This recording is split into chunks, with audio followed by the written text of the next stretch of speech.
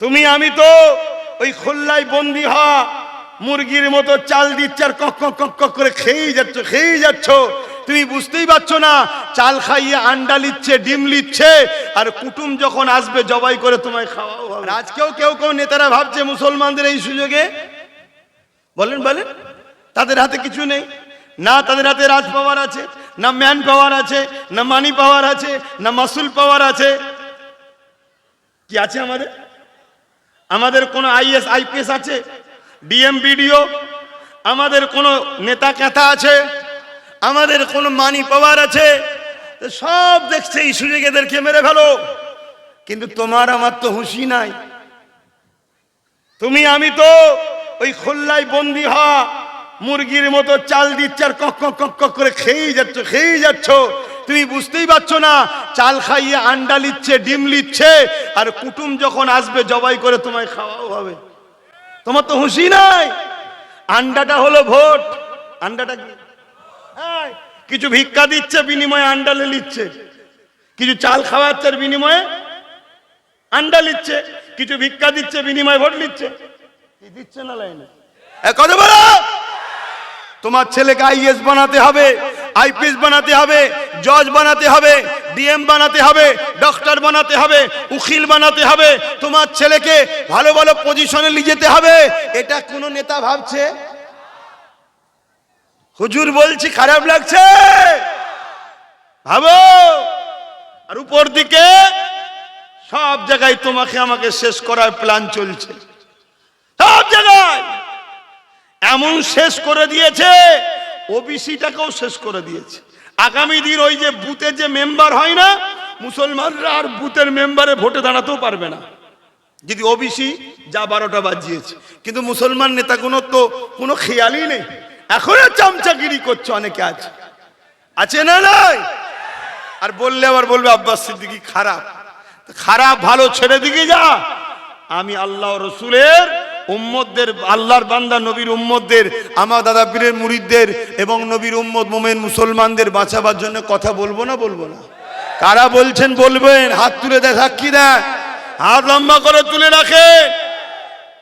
আলহামদুলিল্লাহ। এই জন্য বলতে হবে হাত নামান।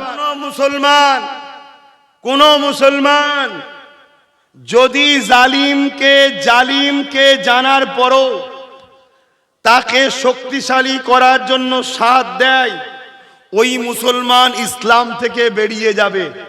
যে ইসলাম থেকে বেরিয়ে যায় তার ঈমান থাকে।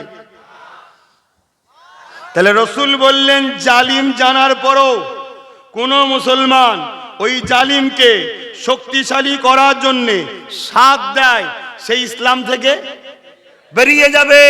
আমি এই মুসমাকে জিজ্ঞেস করছি, আমার দেশের প্রধানমন্ত্রী জালিম না জালিম নয়?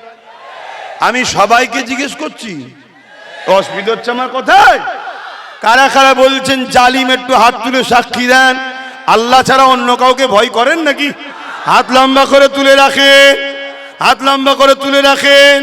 একটু ডায়ে বায়ে দেখেন তো কেউ হাত তুলতে বাকি আছে কি? কেউ বাকি আছে কি দেখুন। যদি থাকে তার সাথে ঝগড়া করবো না, কিন্তু তাকে শুধু চিনে নেবো, এ আমাদের নয়, মুদির লোক। জিনা দরকার আছে না? হাত নামান। তাহলে রসুল বললেন জালিমকে কেউ যদি কোন মুসলমান সাথ দেয় শক্তিশালী করার জন্য, সেই মুসলমান ঈমান ইসলাম থেকে বেরিয়ে, মাথায় ঢুকছে তো নাকি? আমার নবীর হাদিস মানবেন না?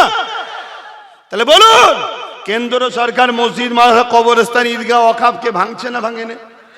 মাদ্রাসা ধ্বংস করছে না করেনে? এটা জালিম না জালিম না? এরপরেও কোনো মুসলমান যদি ওকে ভোট দেয়, শক্তিশালী করার জন্য তো ভোট দেওয়া হয়, তাহলে সেই মুসলমান ইসলামে থাকবে? সে বেরিয়ে যাবে না? তার ঈমান থাকবে? তাহলে একমত তো? একমত। দ্বিতীয় কথা, রাজ্য সরকার জালিম না জালিম?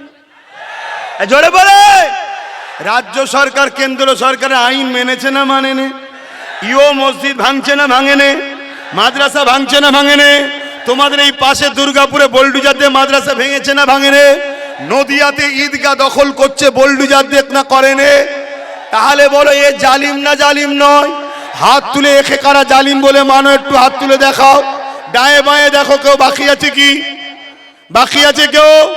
আমার মা বোনেরাও আল্লাহকে সাক্ষী রেখে হাত তোলো, কাউকে দেখাবার দরকার নেই। আল্লাহকে সাক্ষী রেখে হাত তুলে বলো, এ জালিম না জালিম নয়, জালিম না জালিম নয়। তাই রাসূলুল্লাহ কি বললেন যে জালিম হবে কোন মুসলমান, তার যদি সাথ দেয় শক্তিশালী করার জন্য, সে ইসলাম থেকে, জোরে বলেন। তাহলে কোন মুসলমান যদি এই রাজ্য সরকারকে ভোট দেয় শক্তিশালী করার জন্য না হারাবার জন্য, সেই ইসলামে থাকবে? তার ঈমান থাকবে?